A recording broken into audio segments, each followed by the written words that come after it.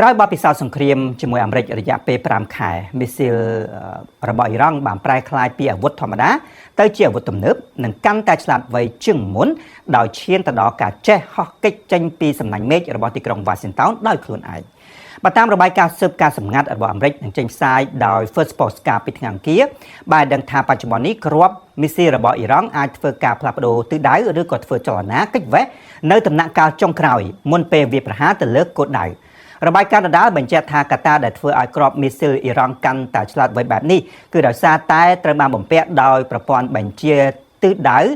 TVN និងមានស្លាបតូចៗដែលជួយឲ្យពួកវាអាចគេចផុតពីការស្ទាក់ចាប់របស់ប្រព័ន្ធបាញ់ការពារទប់ស្កាត់មីស៊ីលក្នុងចំណោមមីស៊ីលផ្លោងឆ្លាតវៃទាំងនោះរួមមានមីស៊ីលប្រភេទ Ahmad មីស៊ីល Gad មីស៊ីល Fatawan និងមីស៊ីល Kerba Shakan ជាដើមជាក់ស្ដែងអ៊ីរ៉ង់បានប្រើប្រាស់មីស៊ីលទាំង4ប្រភេទនេះដើម្បីវាយប្រហារមូលដ្ឋានទ័ពអាកាសរបស់អាមេរិករួមមានមូលដ្ឋាន Muvafab និង Abgaba នៅក្នុងប្រទេស Jordani មូលដ្ឋាន Qam Diary និងមូលដ្ឋាន Ali Al Salem នៅក្នុងប្រទេស Kuwait ព្រមទាំងមូលដ្ឋានផ្សេងទៀតនៅក្នុងប្រទេសបារ៉ែននិងកាតាផងដែរអ្នកវិភាគនៅ First Post មើលឃើញថានេះគឺជាយុទ្ធសាស្ត្រថ្មីរបស់អ៊ីរ៉ង់ដោយបដូរពីការបាញ់មីស៊ីលផ្លោងម្ដងរាប់រយគ្រាប់នៅក្នុងពេលចាប់ផ្ដើមសង្គ្រាមមកបាញ់ក្នុងចំនួនតិចតួចប៉ុន្តែគឺត្រូវចំគោលដៅនិងពិបាកស្ទាក់ចាប់បាន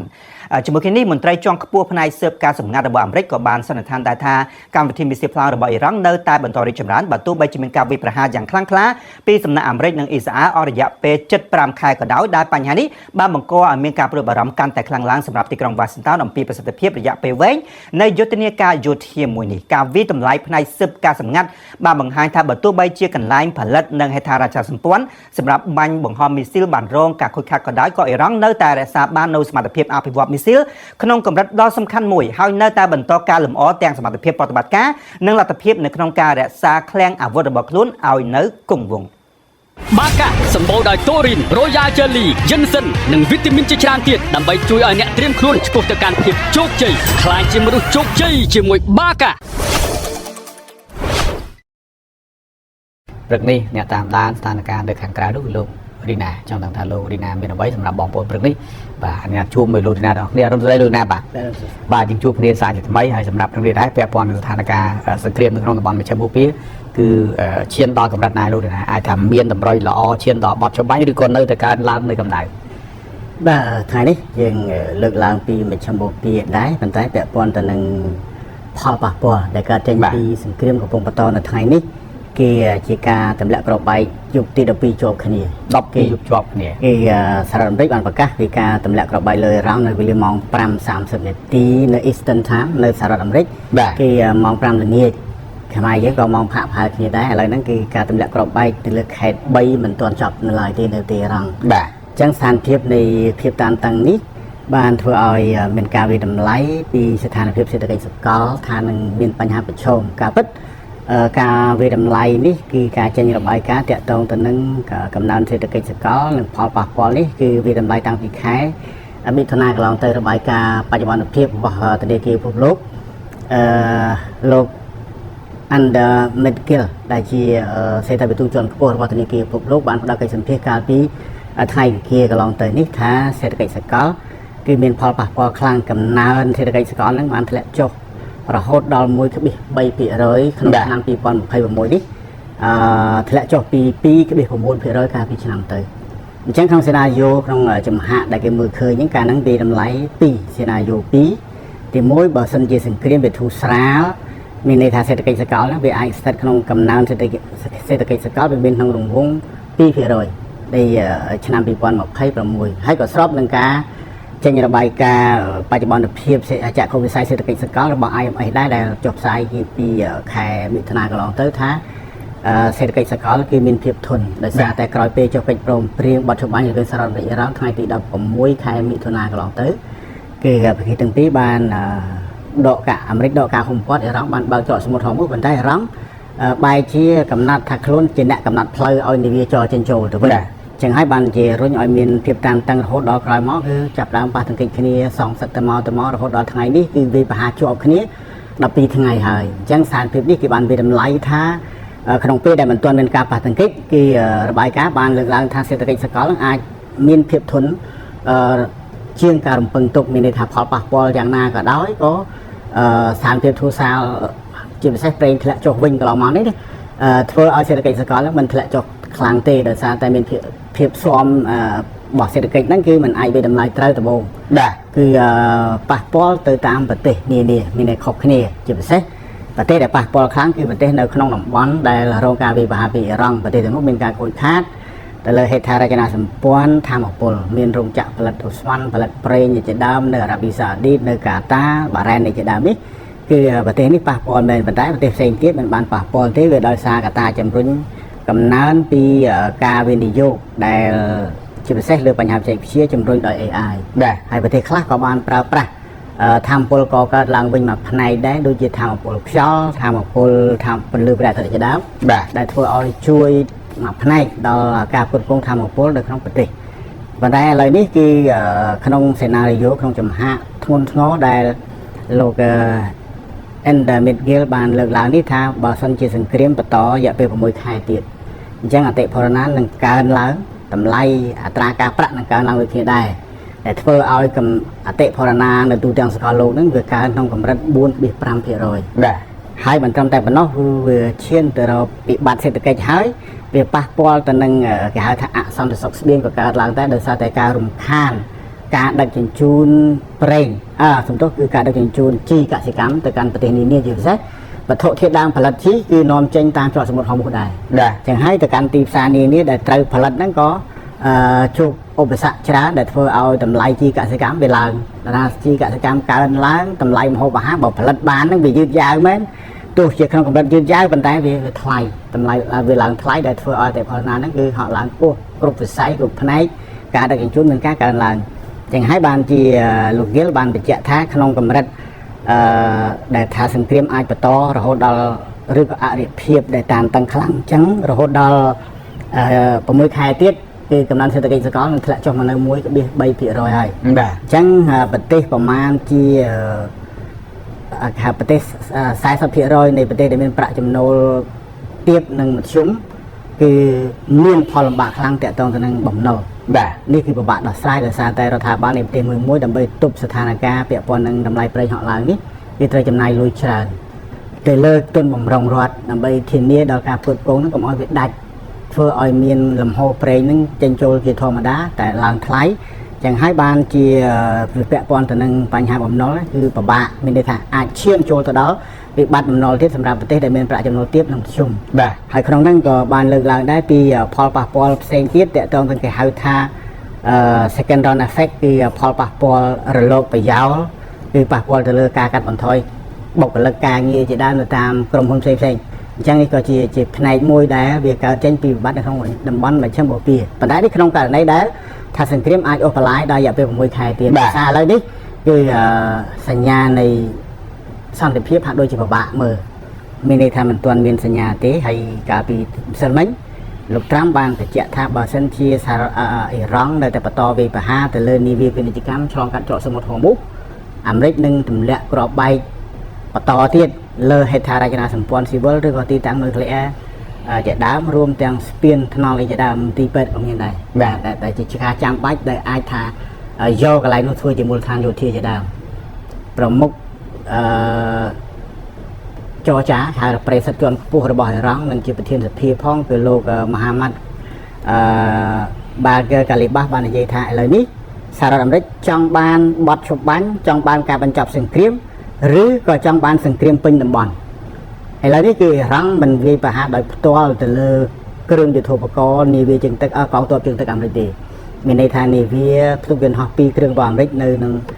ប្រចាំនៅមជ្ឈមបូព៌ាហើយក៏មាននាវាចម្បាំងជាច្រើនទៀតប៉ុន្តែអ៊ីរ៉ង់មិនវាយប្រហារទៅលើនាវាទាំងនោះទេដោយសារថាជាឧបករណ៍ទំនើបដែលវាយមិនឈឺមានន័យថាមិនធ្វើឲ្យខូចខាតធ្ងន់ធ្ងរអញ្ចឹងអ្វីដែលងាយឈឺគឺវាយសម្ព័ន្ធមិត្តអាមេរិកគឺនៅក្នុងតំបន់មានគូវ៉ែតបារ៉ែនកាតានិងអេមីរ៉ាតអារ៉ាប់រួមជាដើមសក់ដានីនេះគឺអ៊ីរ៉ង់វាយប្រហារជារៀងរាល់ថ្ងៃអញ្ចឹងនៅពេលដែលប្រទេសទាំងអស់គ្នានេះរងគ្រោះធ្ងន់ធ្ងរពីការវាយប្រហារដោយដ្រូននិងមីស៊ីលរបស់អ៊ីរ៉ង់ជារៀងរាល់ថ្ងៃឥឡូវ12ថ្ងៃជាប់គ្នានេះគឺអ៊ីរ៉ង់បាញ់ស្ទើរពេញមួយថ្ងៃសងសឹកត្រឡប់មកវិញមានន័យថាអាមេរិកប្រកាស2ម៉ោងឬក៏3ម៉ោងឬក៏5ម៉ោងឬក៏រហូតដល់7ម៉ោង ในปฏิบัติการទម្លាក់ក្របបែកហើយក៏ប្រកាសថាបញ្ចប់ប៉ុន្តែរងសងសឹកឲ្យអត់បញ្ចប់ទេមានន័យថាវាយរហូតដល់ពេលល្ងាចស្ទើរតែដល់ពេលដែលសារ៉ាមេរិកទម្លាក់ក្របជាថ្មីអញ្ចឹងក្នុងរយៈពេល12ថ្ងៃជាប់គ្នា12យប់ជាប់គ្នានៃការទម្លាក់ក្របបែករបស់អាមេរិកនេះគឺរងនៅតែបន្តវាយប្រហារជាប់រហូតទោះបីអាមេរិកបិទប្រតិបត្តិការមួយថ្ងៃនឹងសិនក៏ដោយក៏ការវាយប្រហារពីរងទៅលើប្រទេសនានានៅតែមានជាបន្តបន្ទាប់ទៅលើអ៊ីរ៉ង់ថាទៅលើមូលដ្ឋានទ័ពអាមេរិកនៅក្នុងប្រទេសទាំងនោះមានទាំងប្រព័ន្ធមីស៊ីលមានទាំងរ៉ាដាជាដើមប៉ុន្តែខាងប្រទេសទាំងនោះប្រកាសក្រៅពីប្រកាសពីការស្ទាក់ចាប់មីស៊ីលនិងដ្រូនរបស់អ៊ីរ៉ង់ក៏ប្រកាសពីថ្កោលទោសពីការវាយប្រហារទៅលើរចនាសម្ហិតថារចនាសម្ព័ន្ធស៊ីវិលមានស្ថានីយ៍ចម្រាញ់បន្សាបទឹកប្រៃមានស្ថានីយ៍ធម្មពលជាដើមដែលរងការវាយប្រហារពីប្រទេសអ៊ីរ៉ង់បាទចូលក្រៅពីប្រេងឥន្ធនៈនៅតំបន់មជ្ឈិមបូព៌ាអ្វីដែលជាបញ្ហាប្រឈមជាងគេក្នុងកំឡុងពេលដែលមានបញ្ហាសង្គ្រាមបាទនៅក្នុងប្រទេសក្នុងតំបន់មានន័យថាប្រទេសទាំងអស់នោះគឺសិតតែសមុទ្រទេបាទអញ្ចឹងត្រូវការទឹកគេមានរោងចក្របន្សាបទឹកប្រៃដើម្បីជាការប្រើប្រាស់របស់ខ្លួនឯងបាទហើយទឹកដឹងស្រាប់អត់2ថ្ងៃអត់បានទេគេមនុស្សទៅស្លាប់អញ្ចឹងនេះគឺជាចំណុចខ្សោយមួយដែលអារម្មណ៍ត្រូវតែបំផ្លាញចោលនៅរាល់ទីតាំងស្តុកឬក៏ស្ថានីយ៍បន្សាបទឹកប្រៃហៅថាស្ថានីយ៍ចម្រោះទឹកនេះបាទគឺដើម្បីធ្វើឲ្យប្រទេសទាំងនោះរងគ្រោះហើយប្រទេសទាំងអស់នេះមិនមែនជាប្រទេសដែលផលិតគេហៅថាផលិតផលប្រើប្រាស់ប្រចាំថ្ងៃទេគឺត្រូវនាំចូលពីប្រទេសដទៃប្រទេសទាំងអស់នោះគឺជាប្រទេសដែលផលិតប្រេងធម្មពលស្មានជាដើមនាំចេញទៅកាន់ទីផ្សារពិភពលោកហើយក៏នាំចូលនៅផលិតផលប្រើប្រាស់ប្រចាំថ្ងៃទៅក្នុងប្រទេសទាំងអស់នោះមែនដែរដល់ពេលដែលជាប់ដៃ40ថ្ងៃកន្លងមកឥឡូវនេះចូលដល់12ថ្ងៃជាប់គ្នាបន្តទៀតអញ្ចឹងនេះជាផលលំបាកហើយការដឹកជញ្ជូនទំនិញមិនមែនតែប្រេងទេគឺក៏មានទំនិញផ្សេងទៀតក្រៅពីប្រេងដែរដែលត្រូវនាំចេញនាំចូលទៅក្នុងប្រទេសទាំងអស់ហ្នឹងឥឡូវនេះគឺសញ្ញាថ្មីមួយទៀតដែលថាជាការលំបាកមួយថ្មីបន្ថែមលើអាផលវិបាកចាស់ឬក៏អរិភាពចាស់នេះគឺក្រុមឧទាមហ៊ូធីនៅក្នុងប្រទេសយេម៉ិនគ្រប់គ្រងដោយអ៊ីរ៉ង់ហ្នឹងគឺបានប្រកាសពីការបិទច្រកសមុទ្រអាល់មែនដាប់នៅសមុទ្រក្រហមដែលក្នុងន័យថាប្រឆាំងនឹងប្រទេសអារ៉ាប៊ីសាអូឌីតដែលបិទសមុទ្រក្រហមហ្នឹងប្រឆាំងនឹងប្រទេសយេម៉ិនអញ្ចឹងក្រុមនេះបានប្រកាសរួចទៅហើយថាខ្លួនត្រូវបិទជាការសងសឹកជាមួយនឹងអារ៉ាប៊ីសាអូឌីតហើយបើបិទបាបអាល់មែនដាប់នឹងទៀតមានន័យថាប្រេងដែលដឹករយៈពេលខ្លីចេញពីអារ៉ាប៊ីសាអូឌីតឆ្ពោះទៅកាន់ឈូងសមុទ្រអូម៉ង់ឈ្មោះទៅកាន់ឈូងសមុទ្រអាដែនហើយឆ្ពោះទៅកាន់សមុទ្រអារ៉ាប់និងមហាសមុទ្រឥណ្ឌាមកកាន់តំបន់អាស៊ីនេះគឺលែងដឹកតាមផ្លូវនឹងបានហើយនឹងប្រើប្រាស់ផ្លូវវាងផ្សេងទៀតដែលត្រូវចំណាយពេលយូរជាងមុនហើយតម្លៃដឹកជញ្ជូនក៏ថ្លៃជាងមុនអញ្ចឹងប្រេងវាឡើងថ្លៃដដែលប៉ុន្តែគាត់ថាច្រកសមុទ្របាបអាមែនដាប់នេះគឺមានទំហំនាំចេញមានន័យថាលំហូរប្រេងធម្មពលចេញពីច្រកនេះមានតែ 12% ទេនៃការផ្គត់ផ្គង់ពិភពលោកហើយអារ៉ាប៊ីសាអូឌីតមាន 7% អញ្ចឹងបើហ៊ូធីបាត់ច្រកនេះគឺ 7% របស់អារ៉ាប៊ីសាអូឌីតដែលកាន់នាំចេញមកកាន់ទីផ្សារអាស៊ីនេះគឺត្រូវប្រើប្រាស់ច្រកផ្សេងមួយទៀតគឺអាចទៅកាន់តាមសមុទ្រក្រហមដែរឆ្ពោះទៅព្រែកជីកស៊ុយអេហើយនឹងបន្តដំណើរទៅសមុទ្រមេឌីទែរ៉ាណេនិងច្រកមួយផ្សេងទៀតដែលអាចមកកាន់តំបន់អាស៊ីដែរគឺវិលមកជុំឆ្លងទៅដល់អាហ្វ្រិកខាងត្បូងគឺឆ្លងកាត់តាមអាត្លង់តិកខាងជើងមកដល់ច្រកមួយដែលគេហៅថា Cape of Good Hope ដែលត្រូវឆ្លងកាត់ទៅកាន់សិង្ហបុរីក៏បានដែរអញ្ចឹងវាគ្រាន់តែជាការប្រើប្រាស់ពេលយូរក្នុងការដឹកជញ្ជូនហើយការធ្វើនាវាចរនេះវាត្រូវការធម្មពលដើម្បីឲ្យនាវាហ្នឹងវាដំណើរការអញ្ចឹងក៏ប្រើប្រាស់គេហៅអស់ប្រេងច្រើនថ្លៃតំណែងដែលដឹកហ្នឹងក៏វាត្រូវឡើងថ្លៃតាមហ្នឹងដើម្បីទូទាត់គ្នាអញ្ចឹងវាជាផលវិបាកមួយទៀតបន្ថែមលើវិបត្តិចាស់វិបត្តិដែលកំពុងមានស្រាប់មិនមែនចាស់ទេចាស់មានន័យថាឈប់មានណាអានេះគឺចាស់ហើយកំពុងតែមានហើយមួយទៀតគឺមានកង្វល់តាក់ទងនឹងបញ្ហានេះគឺក្រុមហ៊ូធីបានប្រកាសពីថ្ងៃអង្គារថាមាននាវា6គ្រឿងដែលខ្លួនបានបង្អាក់ដំណើរមិនឲ្យឆ្លងកាត់បាទមានន័យចាប់ផ្ដើមកម្រើកហើយអាចថាមានភាពតានតឹងរវាងហ៊ូធីនិងអារ៉ាប៊ីសាអូឌីតហ៊ូធីនេះគឺក្រុមឧទាមនៅក្នុងប្រទេសយេម៉ិនមានជាឧទាមដែលផ្ដាច់ខ្លួនចេញពីរដ្ឋាភិបាលយេម៉ិនគ្រប់គ្រងមានន័យថាទទួលស្គាល់ដោយអន្តរជាតិដែលហ៊ូធីនេះគឺគ្រប់គ្រងដោយអ៊ីរ៉ង់ទេហើយអារ៉ាប៊ីសាអូឌីតនឹងទៀតគឺជាប្រទេសដែលដឹកនាំក្រុមចម្រុះគ្រប់គ្រងរដ្ឋាភិបាលយេម៉ិនប្រឆាំងនឹងហ៊ូធីនឹងដែរអញ្ចឹងនេះវាជាវិបត្តិមួយដែលវិលជុំហើយក៏សុទ្ធសឹងតែជាក្រុមឧទាមប្រឆាំងនឹងក្រុមឧទាមនិងក្រុមសកម្មយុទ្ធដែលគ្រប់គ្រងដោយអ៊ីរ៉ង់បង្កបញ្ហានេះគឺ ស្ថានភាពធ្ងន់ធ្ងរនឹងរីកធំឡើងបើសិនជាសារអាមេរិកនៅតែបន្តទម្លាក់គ្រាប់បែកអ៊ីរ៉ង់នឹងបង្កើនការវាយប្រហារដោយលែងខ្វល់ថាមូលដ្ឋានទ័ពមិនមូលដ្ឋានទ័ពហើយអញ្ចឹងទីតាំងសំខាន់គឺកន្លែងផ្គត់ផ្គង់ដូចជាទឹកដូចជាធម្មពលអីជាដើមនៅក្នុងប្រទេសទាំងអស់នោះឬក៏ហេដ្ឋារចនាសម្ព័ន្ធនានាមានស្ពានថ្នល់ផ្លូវអីជាដើមក៏ជាទីតាំងដែលរងថានឹងជាគោលដៅស្របច្បាប់ដោយសារតែជាទីតាំងបម្រើឲ្យមូលដ្ឋានទ័ពអាមេរិកនៅក្នុងប្រទេសទាំងនោះបាទលោករីណាតកតងទៅនឹងការវាយប្រហារនេះបើតាមការបញ្ជាក់របស់លោកគឺឈានចូលដល់ថ្ងៃទី12ហើយការវាយប្រហារសម្រុកទៅមុខអត់មានលើកឡើងអំពីការចរចាដើម្បីស្វែងរកកិច្ចព្រមព្រៀងទេឬក៏យ៉ាងម៉េចដែរបាទសហរដ្ឋអាមេរិកលោកម៉ាកូរូប៊ីយ៉ូរដ្ឋមន្ត្រីការបរទេសសហរដ្ឋអាមេរិកដែលមកចូលរួមកិច្ចប្រជុំនៅក្នុងប្រទេសហ្វីលីពីនអាស៊ាននិងកិច្ចប្រជុំអាស៊ានហ្នឹងមានអាស៊ានបែបចូលរួមអាស៊ានដែលគេហៅថាដៃគូសន្តិនិកអាស៊ាននិងមានកិច្ចប្រជុំគេហៅថាអាស៊ីបូ2បានការចូលរួមពីប្រទេសច្រើនមហាអំណាចមានសហរដ្ឋអាមេរិកមានចិនមានរុស្ស៊ីមានជប៉ុនមានឥណ្ឌាមានអូស្ត្រាលីចក្រភពអង់គ្លេសហើយក៏មានសហភាពអឺរ៉ុបដែរក្នុងហ្នឹងអញ្ចឹងក្នុងនោះគឺលោកបានថ្លែងថាសហរដ្ឋអាមេរិកគឺចិត្តទូលាយទេបើកទូលាយមានន័យថាប្រកាន់យកដំណើរការការទូតប៉ុន្តែឲ្យមានភាពស្មោះត្រង់តែលោកបញ្ជាក់ចំណុចមួយថាមិនយល់ត្រង់អ៊ីរ៉ង់ថានៅក្នុងអនុសារណៈនៃការយោគយល់នេះទៅជានិយាយថាច្រកសមុទ្រហោមជារបស់អ៊ីរ៉ង់បើកទាំងអស់គ្នាអាមេរិកបើកការហ៊ុមព័ទ្ធទៅហើយអ៊ីរ៉ង់បើកច្រកសមុទ្រហោមប៉ុន្តែថាតើនាវាចរទៅតាមផ្លូវដែលអ៊ីរ៉ង់កំណត់ដល់អញ្ចឹងបានសហរដ្ឋអាមេរិកថាมันអាចធ្វើអញ្ចឹងបានទេបើកទាំងអស់គ្នាមិនទៅហេតុអីក៏មានការបកស្រាយថាវាជារបស់អ៊ីរ៉ង់ទៅវិញអញ្ចឹងនេះគឺសម្រាប់សហរដ្ឋអាមេរិកថាឲ្យតែអ៊ីរ៉ង់ឈប់វាយប្រហារទៅលើនាវាដែលឆ្លងកាត់ច្រកសមុទ្រហោមហើយងាកមករកតុចរចាបើនៅតែវាយប្រហារប្រកាន់ថាជាច្រករបស់ខ្លួនឯងហ្នឹងអញ្ចឹងសង្គ្រាមនោះអត់ឈប់ទេប៉ុន្តែចរន្តនៃក្រមអន្តរការីរដ្ឋមន្ត្រីក្រសួងមហាផ្ទៃរបស់ប្រទេសអ៊ីរ៉ង់បានទៅជួបអន្តរការីនៅក្នុងទីក្រុងអ៊ីស្លាមាបាតប្រទេសប៉ាគីស្ថានក៏បានពិភាក្សាពីដំណើរការនៃស្ថានភាពវិវត្តចុងក្រោយដែរតែมันបាននិយាយថានឹងឈានទៅរកការចរចាជាមួយសហរដ្ឋអាមេរិកទេតែមានការពិភាក្សាក្រៅពីនេះក៏មានការសន្ទនាតាមទូរស័ព្ទពីបារ៉ែនអូម៉ង់ជាមួយនឹងកាតាដែរទាក់ទងនឹងបញ្ហាដែលថាជំរុញកិច្ចខិតខំប្រឹងប្រែងការទូតបញ្ចប់អរិភាពដើម្បីឈានឆ្ពោះទៅរកសន្តិសុខនិងសុវត្ថិភាពនៅតំបន់មជ្ឈិមបូព៌ាហើយក៏មានអេស៊ីបនិងអារ៉ាប៊ីសាអូឌីតដែរដែលជួយជ្រោមជ្រែងប៉ុន្តែគ្រាន់តែជាការចរន្ត